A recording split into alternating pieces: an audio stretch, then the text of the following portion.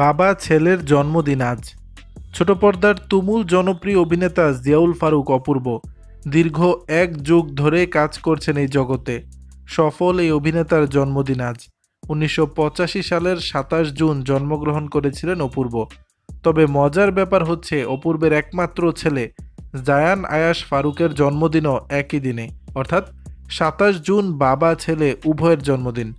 এ উপলক্ষে দেশের একটি গণমাধ্যমকে দেওয়া সাক্ষাৎকারে অপূর্ব বলেন, আমি আজকে যে অবস্থানে আছি তার কৃতিত্ব আসলে আমার ভক্তদের।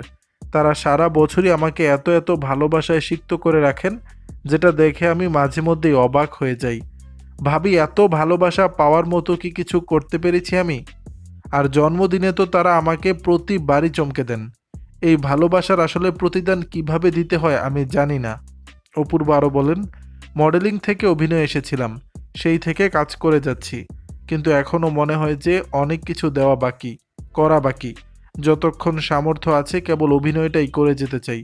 ব্যক্তিগত জীবনে অপূর্ব 3টি বিয়ে করেছেন। 2010 সালে অভিনেত্রী সাদিয়া জাহান প্রভাকে বিয়ে করেন তিনি। সেই সংসারে 1 বছরের মাথায় ভেঙে যায়। এরপর 2011 সালের 21 ডিসেম্বর নাজিয়া হাসান অদিতিকে বিয়ে করেন অপূর্ব। এই সংসারের সন্তান আয়াস।